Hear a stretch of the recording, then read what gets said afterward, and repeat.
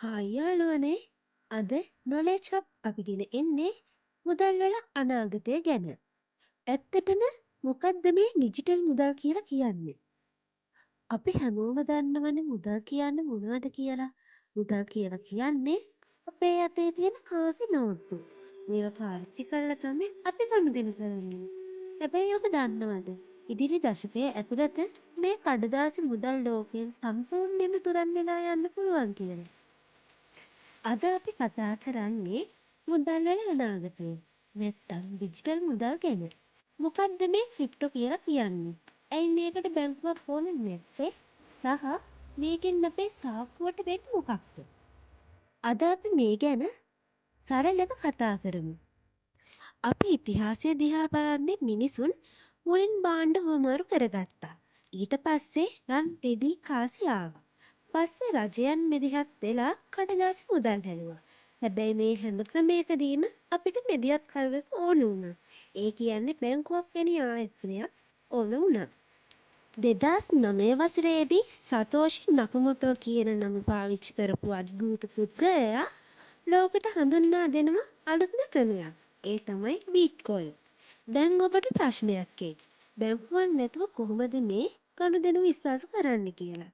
මෙතනදි තමයි බ්ලොක්චේන් තාක්ෂණය එන්නේ. මේක හරියට මුළු ලෝකෙම බලන් ඉන්න පොදු ගිණුම් පොතක් වගේ. ඔබ කෙනෙක්ට ඩිජිටල් මුදල් යවුවොතින් ඒ ගනුදෙනුව ලෝකය පුරා තියෙන පරිගණක දහස් ගණනක සටහන් වෙනවා.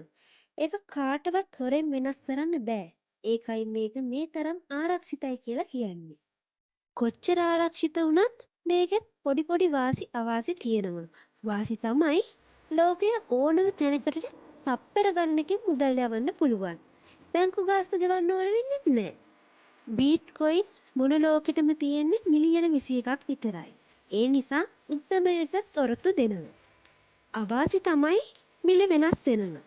අද රුපියල් ලක්ෂයක් වටින මුදල හෙට ලක්ෂ 5ක් වෙන්නත් පුළුවන්, රුපියල් 10ක් වෙන්නත් පුළුවන්. තව ආරක්ෂාව.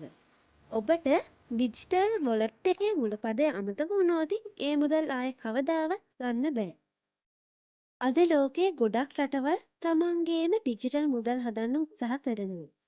ලංකාවේ මධ්‍යම බැංකුව මේ ගැන අධ්‍යයනය කරමින් තමයි ඉන්නේ. ඒ නිසා අනාගතයේ අපිට වොලට් එකක් වෙනුවට ෆෝන් එකේ තියෙන ඇප් එකකින් මුදල් ගෙවන්න පුළුවන් වෙන්නත් පුළුවන්. ඉතින් අවසාන වශයෙන් ඔබ හිතන්නේ මොකක්ද? ඩිජිටල් මුදල් කියන්නේ ලෝකයේ දිනන තාක්ෂණයක්ද? නැත්නම් නිකන් වැඩකට නැති දෙයක්ද? මේ ගැන ඔබේ අදහස පහලින් කමෙන්ට් කරන්න. මේ වගේ දැනුම සොයන වීඩියෝ දිගටම බලන්න අපේ channel එක subscribe කරන්න. නැවතත් මෙවැනි දැනුම පිරුණු වීඩියෝ එකකින් නැවත හමු වෙමු.